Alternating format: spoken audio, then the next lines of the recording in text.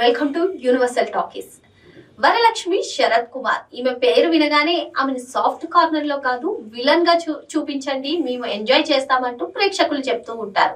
డైరెక్టర్లకు కూడా అదే సలహాలు ఇస్తుంటారు. డైరెక్టర్లు ఆమెని చూపించే విధంగా చూపిస్తే ఆ సినిమా సూపర్ హిట్ అవ్వడం ఖాయమని చెప్పి ఆమె అభిమానులు ఎక్కువగా చెప్తుంటారు. మరి ఇటువంటి నేపథ్యంలో ఆమె స్వీయ దర్శకత్వంలో అదే విధంగా తన చెల్లి పూజ శరత్ కుమార్ నిర్మిస్తున్నటువంటి చిత్రమే సరస్వతి.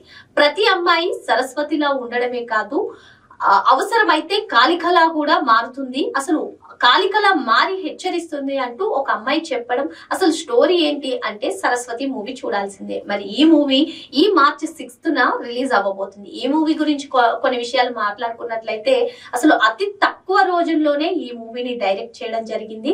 మరి ఇప్పటి వరకు మనం చూసాం వరలక్ష్మి శరత్ కుమార్ గారు విలన్ క్యారెక్టర్స్ లో అంటే ఆ క్యారెక్టర్ లో ఒదిగిపోయి అందరినీ కూడా ఆకట్టుకుంటారు. అటువంటిది మరి అటు సాఫ్ట్ కార్నర్ లో ఉన్నారా, మరి కాళికా మాతగా హెచ్చరించడానికి ఏ విధంగా ఆమె చేస్తుంది అంటే ఈ సరస్వతి మూవీ మాత్రం మనం కంపల్సరీగా చూడాల్సిందే.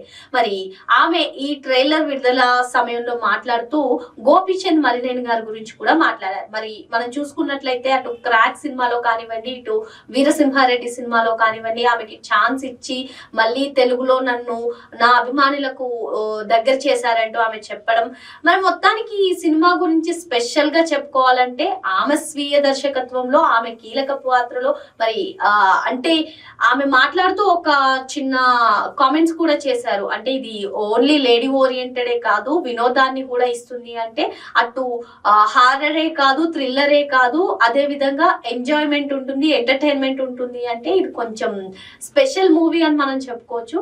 మరి ఈ మార్చి 6th రిలీజ్ అయ్యే ఈ సినిమా కోసం ఎంతమంది వెయిట్ చేస్తున్నారు? మరోసారి చూసుకున్నట్లయితే ఈ ట్రైలర్ ను నేచురల్ స్టార్ నాని, గోపీచంద్ మలినేని గారు చేతుల మీదుగా ట్రైలర్ రిలీజ్ చేశారు. అంతేకాకుండా ఈటీవీ సమర్పణలో అదే విధంగా గీతా ఆర్ట్స్ కూడా, అంటే ఈటీవీ ఓటీటీ ప్లాట్ఫామ్ అదే విధంగా గీతా ఆర్ట్స్ వాళ్ళు థియేట్రికల్ లో రిలీజ్ అయ్యేందుకు ఈ రెండు సంస్థలు ముందుకు రావడం మరి మొత్తానికి ఒక సెన్సేషన్ ఈ మూవీ క్రియేట్ చేస్తుందని అయితే చాలా మంది చెప్తున్నారు. మరి as a Varalakshmi Sarath Kumar fan గా నేను ఆమెని అందరూ అన్నట్టుగానే విలన్ క్యారెక్టర్ కొంచెం చెప్పాలంటే క్రాక్ సినిమాలో జయమ్మ పాత్ర కానివ్వండి, వీరసింహారెడ్డిలో బాలకృష్ణ చెల్లిగా కానివ్వండి సూపర్ ఫెంటాస్టిక్ పర్ఫార్మెన్స్ అని మనం చెప్పుకోవచ్చు. మరి కాస్త డిఫరెంట్ గా ఉంది. మరి సరస్వతిగా ఏ విధంగా మెప్పిస్తుంది, లేదు అంటే కాళికా మాతగా ఏ విధంగా ఉంటుంది, ఎంటర్టైన్ ఎలా చేస్తుంది. మనం వరలక్ష్మి శరత్ కుమార్ గురించి మాట్లాడుకోవాలంటే మనకి యశోద మూవీ కూడా గుర్తొస్తుంది. అందులో ఆమె విలన్ క్యారెక్టర్ ఎంత బాగా చేసింది అనేది. మరి ఈ మార్చి 6th రిలీజ్ అయ్యే మూవీలో సరస్వతిలో ఆమె ఏ విధంగా కనిపిస్తుందో వేచి చూడాలి.